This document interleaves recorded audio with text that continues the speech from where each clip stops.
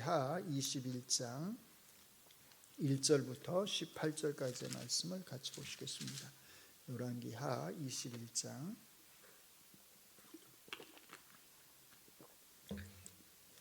1절부터 18절까지입니다. 구약성경 599면입니다. 찾으셨으면 우리 같이 한 목소리로 하나님 말씀 읽겠습니다. 므낫세가 왕이 될 때에 나이가 12세라 예루살렘에서 55년간 다스리니라. 그의 어머니의 이름은 헵시바더라.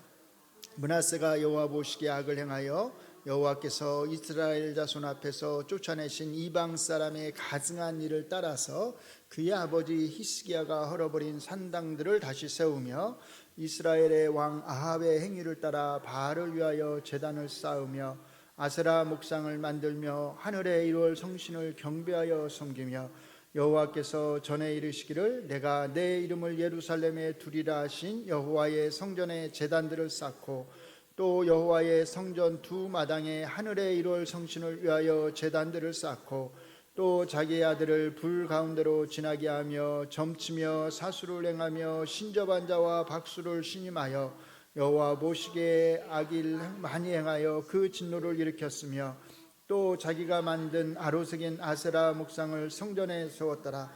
옛적에 여호와께서 이 성전에 대하여 다윗과 그의 아들 솔로몬에게 이르시기를 내가 이스라엘의 모든 지파 중에서 택한 이 성전과 예루살렘에 내 이름을 영원히 둘지라. 만일 이스라엘이 나의 모든 명령과 나의 종 모세가 명령한 모든 율법을 지켜 행하면 내가 그들의 발로 다시는 그의 조상들에게 준 땅에서 떠나 유리하지 아니하게 하리라 하셨으나 이 백성이 듣지 아니하였고 므낫세의 꾀를 받고 악을 행한 것이 여호와께서 이스라엘 자손 앞에서 멸하신 여러 민족보다 더 심하였더라. 여호와께서 그의 종 모든 선지자들을 통하여 말씀하여 이르시되 유다 왕 므낫세가 이 가증한 일과 악을 행함이 그 전에 있던 아모리 사람들의 행위보다 더욱 심하였고 또 그들의 우상으로 유다를 범죄하게 하였도다. 그러므로 이스라엘의 하나님 여호와가 말하노니 내가 이제 예루살렘과 유다에 재앙을 내리리니 듣는 자마다 두 귀가 울리리라. 내가 사마리아를 잰 줄과 아합의 집을 다림보던 추를 예루살렘에 베풀고 또 사람이 그릇을 씻어 엎음같이 예루살렘을 씻어 버릴지라. 내가 나의 기업에서 남은 자들을 버려 그들의 원수의 손에 넘긴즉 그들의 모든 원수에게 노략거리와 겁탈거리가 되리니 이는 애굽에서 나온 그의 조상 때부터 오늘까지 내가 보기에 악을 행하여 나의 진노를 일으켰음이니라 하셨더라. 므낫세가 유다에게 범죄하게 하여 여호와께서 보시기에 악을 행한 것 외에도 또 무죄한 자의 피를 심히 많이 흘려 예루살렘 이 끝에서 저 끝까지 가득하게 하였더라. 므낫세의 남은 사적과 그가 행한 모든 일과 범한 죄는 유다 왕 역대지략에 기록되지 아니하였느냐. 므낫세가 그의 조상들과 함께 자매 그의 궁궐 동산 곧 우사의 동산에 장사되고 그의 아들 아몬이 대신하여 왕이 되니라. 아멘. 저희가 앞에서 히스기야 왕과 관련해서 두 번에 걸쳐서 살펴보았습니다. 히스기야의 통치년도는 비교적 기억하기가 쉬워요. 700년을 기준으로 해서 앞에 15년, 뒤에 15년 이렇게 생각을 하시면 편합니다. 715년에서 약 687년, 그러니까 남유다가 멸망하기 한 100년 전이 되는 거죠. 남유다가 587년 또는 586년에 멸망을 하게 되는데 히스기야 왕이 이제 죽게 되는 해가 그 딱 100년 전, 687년 또는 이제 6년이 되거든요. 그래서 700년을 기준으로 앞에 한 15년, 뒤에 한 15년 정도 이렇게 히스기야 왕이 통치를 합니다. 우리 책에는 이제 29년 정도 통치했다고 기록이 돼 있어요. 이 29년 또 약 30년의 통치 기간 중 사실 15년은 우리가 잘 아는 대로 하나님께서 이제 보너스로 큰 은혜를 베푸셔서 히스기야가 통치를 하게 된 것입니다. 지난번에 18장부터 20장까지 나오는 4개의 사건들에 대한 그 순서를 설명을 드렸어요. 일단 한 번 더 그 표를 일단 보시죠. 이것이 이제 원래 순서는 이렇게 된다고 그랬어요. 20장이 먼저 나오고 18장, 19장 이야기가 뒤에 나오는 거예요. 그래서 히스기야의 죽을 병 이야기, 죽을 병과 치유 이야기, 바벨론의 사절단 이야기, 그 다음에 사네립이 남유다를 공격한 이야기, 그 다음에 사네립의 죽음 이야기. 이게 이제 원래의 역사적 순서인데 이것을 이제 열왕기서의 저자는 이렇게 바꿔놨어요. 그 다음에 사네립이 남유다를 공격한 이야기, 사네립의 죽음 이야기, 히스기야의 죽을 병과 치유 이야기, 그 다음에 바벨론의 사절단 이야기. 이렇게 바꿔놓은 데는 두 가지 목적이 있다고 그랬어요. 처음엔 저 빨간색 이어져 있잖아요. 사네립의 죽음과 히스기야의 살아남, 죽음과 살아남의 이야기가 이어지도록 하고 있고, 또 하나 중요한 포인트는 뭐냐면 저 바벨론 사절단 이야기가 제일 뒤에 온다는 거예요. 왜냐하면 저 바벨론 사절단 이야기로 인해서 여러분들이 그 20장 바로 앞에 17절, 18절을 좀 같이 보시겠습니다. 자, 같이 읽습니다. 여호와의 말씀이 날이 이르리니 왕궁의 모든 것과 왕의 조상들이 오늘까지 쌓아두었던 것이 어디로요? 바벨론으로 옮긴 바 되고 하나도 남지 아니할 것이요, 또 왕의 몸에서 날 아들 중에서 사로잡혀 바벨론 왕궁의 환관이 되리라 하셨나이다. 그러니까 이미 이 바벨론 사절단 이야기 여기에서 뒤에 펼쳐질 이야기가 사실 언급이 되는 거죠. 가장 중요한 이야기. 그게 뭐냐면 남유다가 멸망하게 되고 바벨론 포로로 이제 끌려가게 될 것이다 라고 하는 것이 이미 20장 17절 18절에서 언급이 되고 있다는 겁니다.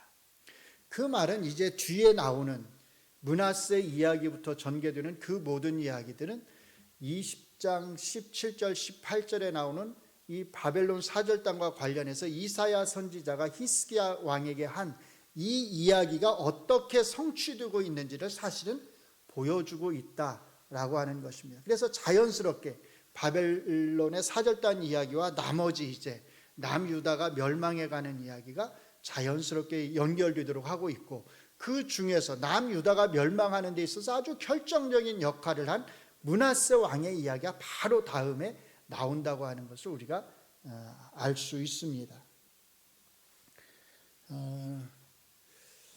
므낫세 왕은 55년을 통치했다고 말을 합니다. 아마 그 중에 10년 정도는 그 히스기야 왕, 자기 아버지하고 공동으로 통치를 했던 것 같아요.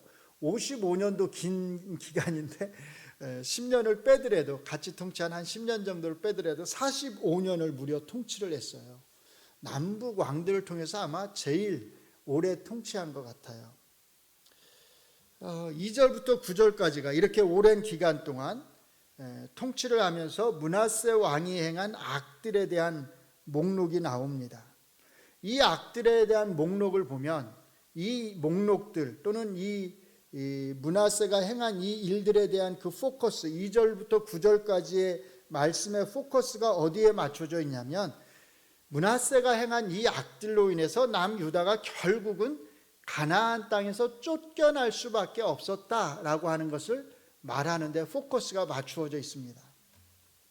이것을 어떻게 열왕기서의 저자가 강조하는지를 한번 주목해 보시기 바랍니다. 먼저 2절을 보시면 같이 한번 읽습니다. 므낫세가 여호와 보시기에 악을 행하여 여호와께서 이스라엘 자손 앞에서 쫓아내신 이방 사람의 가증한 일을 따라서, 이렇게 돼 있어요. 저 빨간색이 이제 중요한데 가증한 일을 따랐다라는 거죠. 근데 가증한이란 표현이 들어가면 이게 이제 심각해지는 거예요. 이게 표정이 혐오할 만한 그런 뜻이거든요. 여호와께서 혐오하는 죄들을 범했다는 건데, 그 앞에서 뭐라고 말하냐면 이스라엘 자손 앞에서 쫓아내신 이방 사람의 가증한 일들을 따랐다는 거예요. 여기서 이스라엘 자손 앞에서 쫓아내신 이방 사람이 누굴 가리킬까요? 구체적으로 이방 사람, 그러니까 막연하게 그냥 이스라엘 사람을 제외한, 남유다를 제외한 나머지 이방 나라 사람들, 이렇게 생각할 수 있는데 그게 아니라 여기 말하는 이방 사람들은 가나안 땅에 살던 사람들을 말합니다. 그게 중요한 거예요. 가나안 땅에 살던 사람들. 여호와께서 가나안 땅에 살던 사람들을 출애굽한 이스라엘 백성들을 통해서 다 어떻게 하셨어요? 쫓아내셨다는 게 중요해요. 왜 쫓아내셨는가? 이제 나중에 이제 설명이 될 겁니다. 자, 그 다음에 9절에서도 똑같은 표현이 나와요. 9절을 같이 봅니다. 이 백성이 듣지 아니하였고 므낫세의 꾀임을 받고 악을 행한 것이 뭐라고요? 여호와께서 이스라엘 자손 앞에서 멸하신 여러 민족보다 더 심하였더라, 이렇게 나와요. 재밌는 게 뭐냐면 여기 여러 민족도 누굴 가리키냐면 가나안 땅 사람들을 가리켜요. 근데 그러니까 의미상으로는 2절과 9절이 사실 같은 의미를 말해요. 같은 의미를.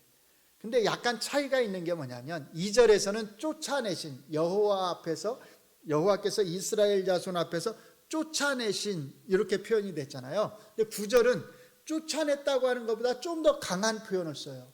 뭐 했다고 말해요? 멸하신. 그리고 또 하나 차이가 뭐냐면 2절에서는 그냥 그 이방 사람의 가증한 일을 따랐다. 그러니까 똑같이 행했다, 그 말이잖아요. 그렇게 표현하는데 9절은 그냥 단순하게 따랐다가 아니라 뭐라고 말해요? 더 심했다, 이렇게 표현을 해요.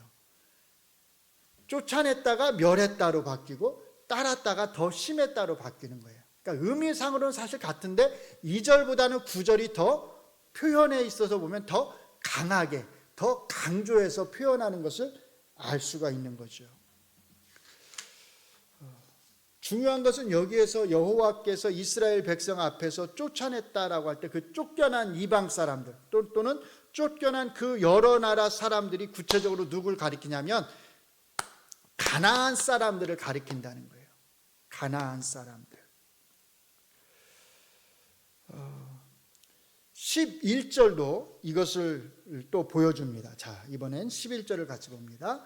유다 왕 므낫세가 이 가증한 일과 악을 행함이 그 전에 있던 아모리 사람들의 행위보다 더욱 심하였고, 아모리 사람이 누구냐면 가나안을 대표하는 7 족속 중에 하나가 어떤 족속이냐면 아모리 족속이에요. 그 아모리 족속들의 행위보다 므낫세의 행위가 더 심했다, 악했다라고 말을 합니다.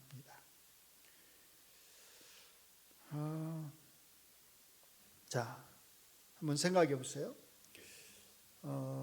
하나님께서 가나안 땅에 사는 이 가나안 사람들, 그 백성들을 쫓아냈어요. 왜 쫓아냈을까요?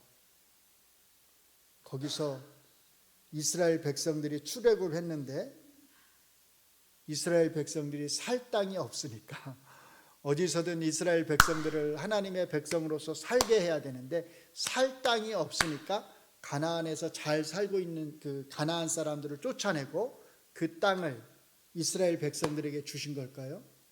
제가 주일날 창세기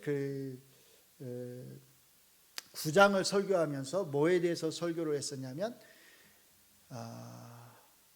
노아의 세 아들 중에 함이 저주를 받은 이야기를 설교를 했어요. 근데 함의 아들 중에 누가 저주를 받았죠? 가나안.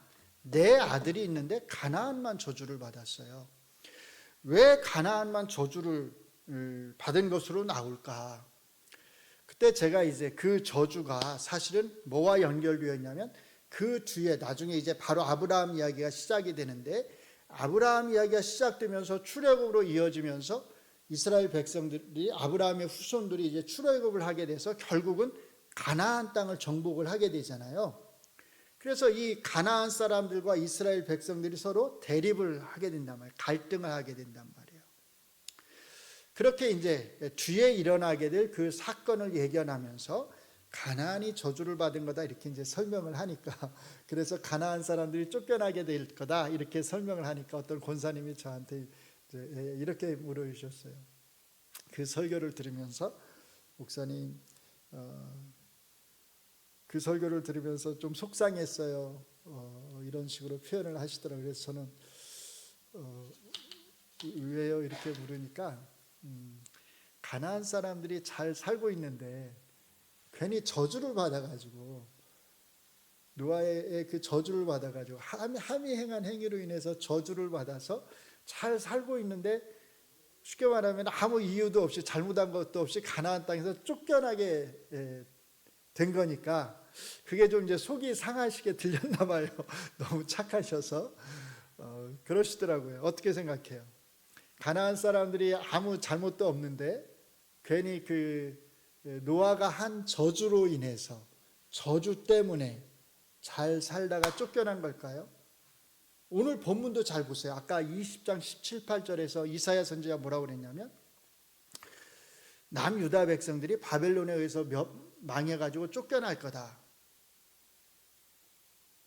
그러면 남유다 백성들이 잘할 수 있는데 이사야 선지자가 미리 그렇게 예언을 해서 그 예언 때문에 남유다 백성들이 가나안 땅에서 쫓겨난 걸까요? 사실은 그렇지 않다는 겁니다. 창세기 15장 16절을 보시면 이렇게 돼 있어요. 자, 같이 읽겠습니다. 여기 올려주세요. 저 뒤에 거. 창세기 15장 16절 조금 아래로 가시면 있을 거예요. 내 자손은 4대 만에 자, 같이 읽습니다. 내 자손은 4대 만에 이 땅으로 돌아오리니 이는 아모리 족속의 죄악이 아직 가득 차지 아니함이니라 하시더니 400년이 지나야 가나안 땅을 차지할 수 있대요. 그리고 너희는 400년 동안 애굽 땅에서 살아야 된대요. 왜 그랬을까? 여기 보시면 아모리 족속, 아까 7 족속 중에 제일 대표적인 족속이 아모리 족속이라고 그랬죠. 아모리 족속, 가나안 땅에 사는 그 나머지 모든 족속을 대표하는 거예요. 그 가나안 땅에 사는 족속들의 죄가 아직 가득 차지 아니했다는 거예요. 그 말의 뜻은 뭐냐면 그 땅에서 쫓겨날 정도의 죄가 아직 그 죄까지 이르지 않았다는 거예요. 그래서 신명기 9장 1절부터 보시면 6절까지를 제가 읽어드릴게요. 이스라엘아 들으라, 내가 오늘 요단을 건너 너보다 강한 강대한 나라들로 들어가 그것을 차지하리니 그 성읍들은 크고 성벽은 하늘에 닿았으며 크고 많은 백성은 내가 아는 아낙 자손이라. 그에 대한 말을 내가 들었나니 이르기를 누가 아낙 자손을 능히 당하리요 하거니와 오늘 너는 알라, 내 하나님 여호와께서 맹렬한 불과 같이 내 앞에 나가신즉 여호와께서 그들을 멸하사 내 앞에서 엎드러지게 하시리니 여호와께서 내게 말씀하신 것 같이 너는 그들을 쫓아내며 속히 멸할 것이라. 내 하나님 여호와께서 그들을 내 앞에서 쫓아내신 후에, 그 다음이 중요해요. 내가 심중에 이르기를 내 공의로움으로 말미암아 여호와께서 나를 이 땅으로 인도하여 들여서 그것을 차지하게 하셨다 하지 말라. 그 다음에 뭐라고 말하죠? 이 민족들이 악함으로 말미암아 여호와께서 그들을 내 앞에서 쫓아내심이니라. 내가 가서 그 땅을 차지하면 내 공의로 말미암음도 아니요, 내 마음의 정직함으로 말미암음도 아니요, 이 민족들이 악함으로 말미암아 내 하나님 여호와께서 그들을 내 앞에서 쫓아내심이라. 여호와께서 이같이 하시면 내 조상 아브라함과 이삭과 야곱에게 하신 맹세를 이루려 하심이라. 노아가 저주에서 쫓겨난 걸까요? 그게 아니라는 거예요. 가나안 땅 백성들이 가나안 땅에서 쫓겨난 것은 그들의 죄악 때문에, 그들의 죄가 너무나 심하기 때문에 여호와께서 그들의 죄악을 더 이상 더 이상 보실 수가 없었기 때문에 그들을 쫓아내셨다라고 하는 겁니다. 자, 그러면 남유다도 마찬가지겠죠.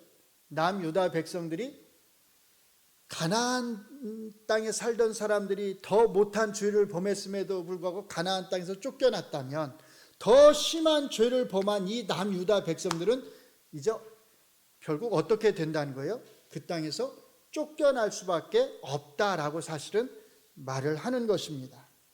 그래서 그 다음에 보시면 12절부터 그러므로 라고 시작하면서 하나님이 남유다에 내리는 심판의 정당성에 대해서 말씀을 하는 거예요. 13절에 보시면 내가 사마리아를 잰 줄과 아합의 집을 달인 보던 추를 예루살렘에 베풀고 또 그 사람이 그릇을 씻어 엎음같이 예루살렘을 씻어버릴지라. 사마리아를 잰 줄, 여기 사마리아는 북이스라엘을 가리키는 거예요. 북이스라엘을 심판한 그 잣대를 가지고 남유다를 심판하겠다는 겁니다. 그러면 북이스라엘이 지금 어떻게 됐죠? 아수르에 멸망했잖아요. 그 말은 남유다도 멸망할 거라는 거예요. 아합의 집을 달인보던 그 잣대를 가지고 내가 너희를 평가하겠다. 아합의 집이 어떻게 됐죠? 멸망했잖아요. 예후에 의해서 망했잖아요, 집안이. 그러면 남유다도 어떻게 될 수밖에 없다? 멸망하는 길 위에 다른 길이 없다는 거예요. 그러니까 그 앞에 2절부터 9절까지 나오는 그 모든 죄들은 다 하나님이 가나안 땅에서 쫓아내신 가나안 사람들이 행한 죄들이고, 앞에서 먼저 멸망한 북이스라엘 사람들이 행한 죄들이고, 하나님이 아합의 가문을 멸망하실 때 그들을 심판할 수밖에 없었던 그 죄들을 똑같이 다 행했다는 거예요. 그 구체적인 죄의 목록들이 사실은 그 앞에 열거되어 있는 것입니다. 므낫세가 범한 이 죄들은 사실 신명기 4장 15절로 19절에서도 이에 대한 언급들이 나옵니다. 15절부터 19절 말씀을 읽어드릴게요. 여호와께서 호렙산 불길 중에서 너희에게 말씀하시던 날에 너희가 어떤 형상도 보지 못하였은즉 너희는 깊이 삼가라. 그리하여 스스로 부패하여 자기를 위해 어떤 형상대로든지 우상을 새겨 만들지 말라. 남자의 형상이든지 여자의 형상이든지 땅 위에 있는 어떤 짐승의 형상이든지 하늘을 나는 날개 가진 어떤 새의 형상이든지 땅 위에 기는 어떤 곤충의 형상이든지 땅 아래 물속에 있는 어떤 어족의 형상이든지 만들지 말라. 형상을 만들지 말라는 거였고, 19절은 이제 1월 성신과 관련된 겁니다. 또 그리하여 내가 하늘을 향하여 눈을 들어 해와 달과 별들 하늘 위의 모든 천체 곧 너희 하나님 여호와께서 천하 만민을 위하여 배정하신 것을 보고 미혹하여 그것을 경배하며 섬기지 말라. 신명기 4장 15절로 19절이 해서는 안 될 행위들에 대해서 설명을 합니다. 그런데 이 행위들을 만약에 행한다면 어떻게 될까요? 그 다음에 25절부터 28절에 걸쳐서 이렇게 말씀을 하세요. 내가 그 땅에서 아들을 낳고 손자를 얻으며 오래 살 때에 만일 스스로 부패하여 무슨 형상의 우상이든지 조각하여 내 하나님 여호와 앞에 악을 행함으로 그의 노를 일으키면 내가 오늘 천지를 불러 증거를 삼노니 너희가 요단을 건너가서 얻는 땅에서 어떻게 된다고요? 속히 망할 것이라. 너희가 거기서 너희의 날이 길지 못하고 전멸될 것이니라. 여호와께서 너희를 여러 민족 중에 흩으실 것이요 여호와께서 너희를 쫓아내실 그 여러 민족 중에 너희의 남은 수가 많지 못할 것이며 너희는 거기서 사람의 손으로 만든 바 보지도 못하며 듣지도 못하며 먹지도 못하며 냄새도 맡지 못하는 목석의 신들을 섬기리라. 열왕기서의 저자가 사실은 이제 말하려고 하는 게 바로 이겁니다. 므낫세 왕이 행한 이 악들은 결국 남유다가 그들의 땅에서 가나안 땅에서 쫓겨날 수밖에 없는 그런 하나님의 심판을 초래했다는 거죠. 14절에 보시면 내가 나의 기업에서 남은 자들을 버려 이렇게 말을 해요. 나의 기업에서 남은 자들을 버리겠다. 여기 남은 자들, 기업 그러면 북이스라엘과 남유다를 다 합친 건데 북이스라엘은 망했고 그럼 남은 자들은 누굴 가리키겠어요? 남유다를 가리키겠죠. 그 남아있는 남유다도 이제 내가 버려버리겠다, 멸망하도록 하겠다라고 사실은 말씀을 하시는 것입니다.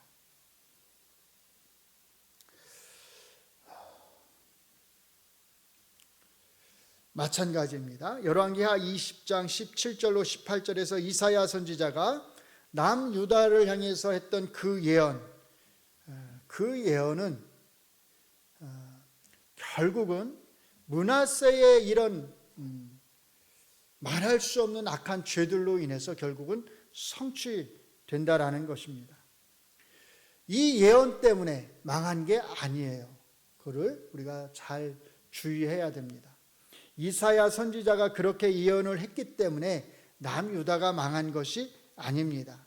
이 예언이 보여주는 것은 하나님의 절대적인 주권과 그의 전지하심을 우리에게 보여주는 것뿐입니다. 남유다의 멸망에 대한 책임은 전적으로 그들 자신에게 있다는 거예요. 오늘 본문에 나오는 므낫세 왕의 그 악행들은 바로 그 잘못들이 얼마나 큰 것인지를 우리에게 보여주는 것입니다. 그리고 그 죄들에 대해서 하나님께서는 분명하게 여러 선지자들을 보내서 그들에게 경고를 하셨다라고 말씀을 합니다. 9절에 보시면 이 백성이 뭐라고요? 듣지 아니하였다. 이 백성이 듣지 아니하였다.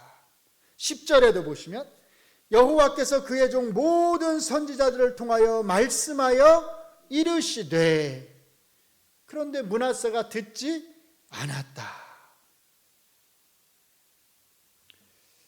그러니까 이 모든 불순종, 쫓겨남의 책임은 므낫세 왕에게 있는 것입니다.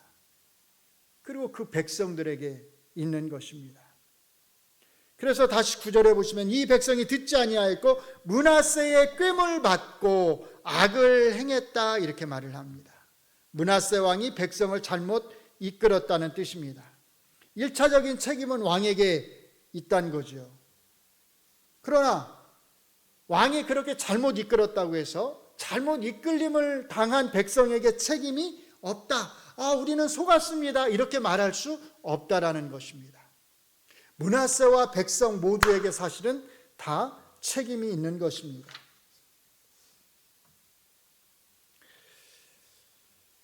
11절을 보시면 유다왕 므낫세가 라고 하면서 뒤에 보시면 유다를 범죄하게 하였다 이렇게 말합니다. 16절도 똑같이 말해요. 므낫세가 유다에게 범죄하게 하여. 굳이 책임의 경중을 따지자면 사실 왕에게 더 책임이 있다라고 말할 수 있겠지요. 한 나라의 멸망의 책임은 사실 그 나라의 지도자가 어떻게 그 백성들을 이끄느냐에 사실 있습니다. 그러나 그 백성들에게도 역시 그 책임이 있는 것은 마찬가지입니다.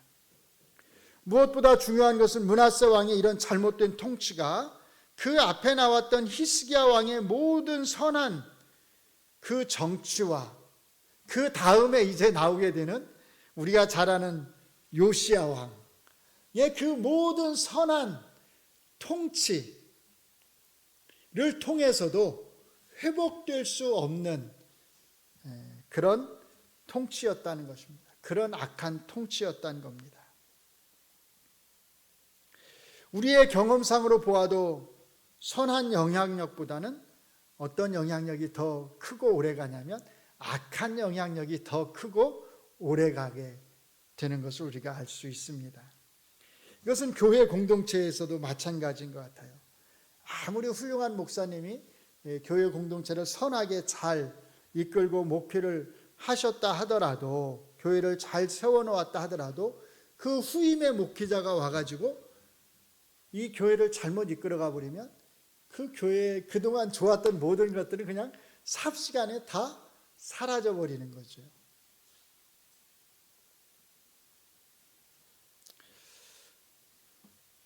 그런데 그 역으로 어떤 목회자가 남긴 잘못된 그런 목회의 흔적들을 그 다음에 훌륭하신 목사님이 오셔서 바로 잡고 그 교회를 잘 세워가려고 애를 쓴다 할지라도 사실 그게 그렇게 쉽게 바로잡히지 않습니다.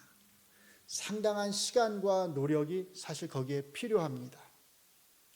그래서 선한 영향력과 악한 영향력을 이렇게 비교해 보면 악한 영향력이 미치는 그 힘이 선한 영향력이 미치는 힘보다 더 크고 오래 간다라고 하는 것을 우리가 알 수 있습니다. 저는 오늘 이 말씀을 우리 성도님들이 읽을 때마다 자기 개인에게 적용하기보다는, 물론 우리가 이 말씀을 개인적으로도 다 잘 적용할 수 있겠지요. 항상 교회와 관련해서, 우리 교회와 관련해서 여러분들이 이 말씀을 잘 적용해 보셨으면 좋겠습니다. 이 말씀을 통해서 우리 교회가 어떻게 나아가야 하는지에 대해서 고민하고 여러분들이 기도하실 수 있었으면 좋겠습니다. 제가 추구하는 이상적인 교회의 모습은 우리 교회 공동체 성도들 한 사람 한 사람이 정말로 하나님의 말씀을 잘 알아서 좋은 분별력을 가지는 것입니다. 제가 이렇게 교회들을 보면 그 교회가 정말로 하나님이 기뻐하시는 선한 모습의 교회로 오래 갈 수 있으려면 물론 목회자가 중요하죠. 그러나 목회자보다도 성도들 한 사람 한 사람이 사실은 너무너무 중요하다라고 그렇게 생각을 하게 되었습니다. 사실은 교회의 중심이 되는 것은 목회자보다 성도들인 것 같아요. 성도들이 바르게 세워져 있어야 교회가 사실은 바르게 나아갈 수 있다는 것입니다. 그래서 교회 공동체의 모든 성도들이 바르게 세워져 있으면 그 바른 믿음과 신앙을 가지고 목회자를 청빙할 때도 좋은 목회자, 훌륭한 목회자를 청빙할 수 있는 거죠. 그리고 또 그 훌륭한 목회자를 통해서 훌륭한 교회를 잘 세워갈 수 있는 것입니다. 그래서 목회자보다 더 중요한 것이 성도들입니다. 성도들이 바르게 서 있어야 합니다. 여러분들이 바르게 서 있어야 한다는 뜻입니다. 특별히 교회의 지도자들인 우리 장로님들, 안수집사님들, 권사님들이 바르게 서 있어야 합니다. 교회가 나아가야 할 방향에 대해서 어떻게 바르게 나아가는 것이 하나님이 정말로 기뻐하시는 교회의 모습을 갖출 수 있는지를 우리 장로님들, 안수집사님들, 권사님들이 같은 마음과 같은 생각을 가지고 같은 방향을 향해서 나아가야 합니다. 그렇게 되면 우리 장로님들, 권사님들, 안수집사님들 또 나머지 성도님들이 그렇게 바른 교회관을 가지고 바른 성경관을 가지고 정말로 하나님이 기뻐하시는 교회의 모습이 어떤지를 바르게 알고 있으면 목회자가 바뀌더라도 그 교회는 변함이 없이 하나님 앞에서 하나님의 뜻을 행하는 좋은 교회로, 바른 교회로 남아있을 수 있습니다. 여러분 한 명 한 명이 저는 그런 분별력이 있는 성도가 되시기를 바랍니다. 그래서 하나님이 기뻐하시는 교회의 모습이 어떤 모습인지를 늘 고민하면서 바르게 알아가는 성도님들이 되시기를 바랍니다. 큰 교회가 아니어도 좋습니다. 정말로 바른 목회자와 바른 성도들이 함께 만들어가는 교회, 바른 교회라면 그게 바로 하나님이 기뻐하시는, 하나님이 원하시는 교회가 아닐까요? 기도하겠습니다.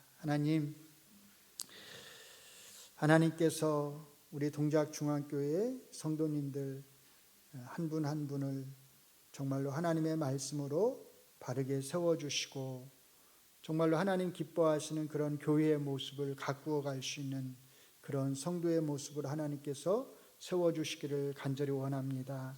앞에서 이끌어가시는 우리 장로님들, 안수집사님들, 우리 권사님들이 한마음 한뜻이 되고 하나의 생각을 가지고 정말로 하나님께서 기뻐하시는 교회의 모습이 어떤 모습인지를 함께 기도하면서 한 방향을 향하여서 함께 나아갈 수 있도록 하나님께서 도와주시옵소서. 그렇게 이 교회를 세워간다면 아무리 목회자가 자주 바뀐다 하더라도 반드시 정말로 바른 목회자를 또 청빙할 것이며 그렇게 함께 힘을 협력하여서 이 하나님의 교회를 오직 하나님을 위한 교회로, 하나님을 영화롭게 하는 교회로 세워갈 줄로 믿습니다. 그런 교회가 될 수 있도록 하나님께서 우리를 도와주시옵소서. 예수님 이름으로 기도합니다. 아멘.